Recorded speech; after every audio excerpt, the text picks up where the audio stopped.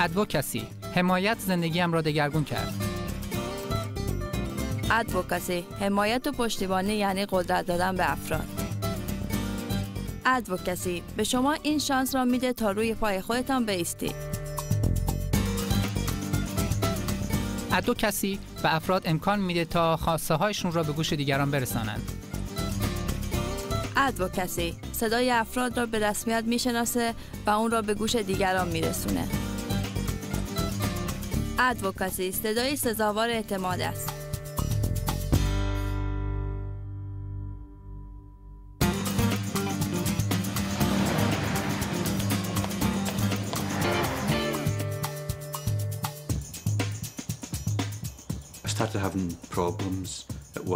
در محل کار و منزل با مشکلاتی روبرو شدم برای نمونه در رانندگی و شمردن پول و نمیدانستم چرا اینجوری شدم. ماه نوامبر 1999 مغزم را چند بار اسکن کردم و دکتر به من گفت که بیماری فراموشی دارم.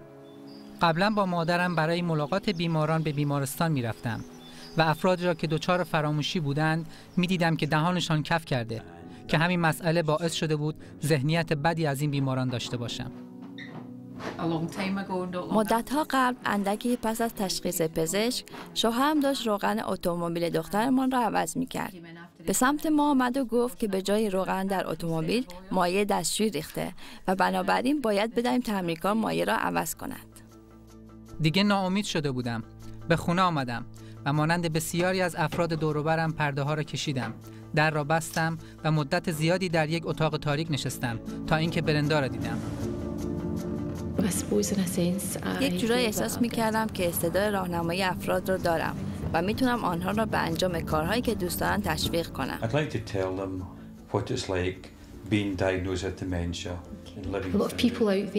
خیلی هستن که وقتی از بیماری فردی باخبر میشوند، مثلا اینکه فردی دچار فراموشی، بیماری روانی یا ناتوانی ذهنی شده، دچار وحشت میشوند. برندا به نمایندگی من با کارمندان و افراد سر و کله میزند، چرا که هممون میدونیم بعضی از کارمندان خیلی چوب لای چرخ میگذارن، مخصوصا اگر بیماری ذهنی داشته باشید. دوست ندارن براتون وقت بگذارن و میخواهند کارها را به سرعت پیش ببرن و از شرتون خلاص شوند. بنابراین خوبه فردی در کنارتون باشه که بتونه در مقابل اونها بایسته. در مشاغل زیادی کار کردم و بسیاری از افراد را دیدم که به علت ناآگاهی دیگران از بیماری فراموشی مورد بی‌توجهی قرار می‌گیرند. همه ما در مسائل مربوط به عزت، احترام و انتخاب از حقوق یکسانی برخورداریم. برندا متوجه شد که من قبلا عکاسی می‌کردم.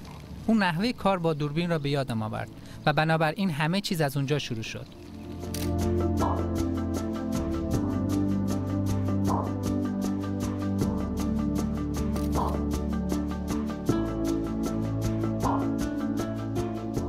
فکر می‌کنم در مورد حامیان و مدافعان افسانه‌هایی وجود دارد و مردم فکر می‌کنند آنها دائم شاکی هستند و همیشه به جای موکلشان دارن داد و بیداد و گریه و زاری می‌کنند که این ذهنیت کاملا نادرسته. در واقع کاری که ما انجام می‌دهیم تشویق افراد تا با آنها هم مانند بقیه افراد جامعه با عزت و احترام برخورد بشه.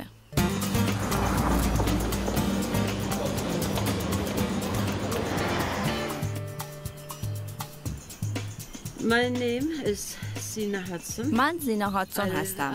در مرکز توانبخشی وودلند زندگی می کنم. من بیوه هستم. عاشق خیاطیم.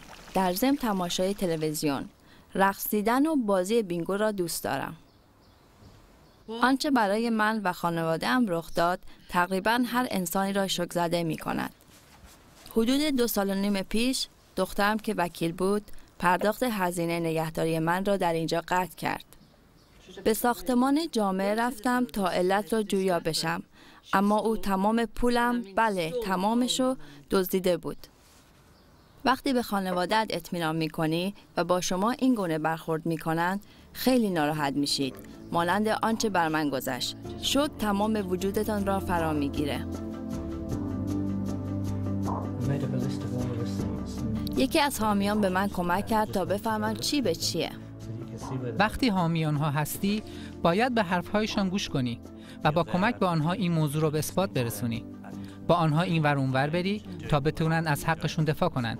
باید مطمئن شی که آنچه به نمایندگی از آنها میگی عین اون چیزی که برات تعریف کردن، چرا که وظیفه حامی شنیدن حرفهای افراد و اقدام در جهت کمک به اونهاست. وقتی در مورد کمک به یک انسان در مورد یک مسئله فساد مالی صحبت می‌کنیم، در واقع تأکید می‌کنیم که ممکن است مجبور شوید از طرف آنها به جایی تلفن بزنید و یا همراهشان به بانک بروید و یا هر کار عملی دیگری که اونها فکر می‌کنند نمی‌توانند خودشان انجام دهند را انجام دهید.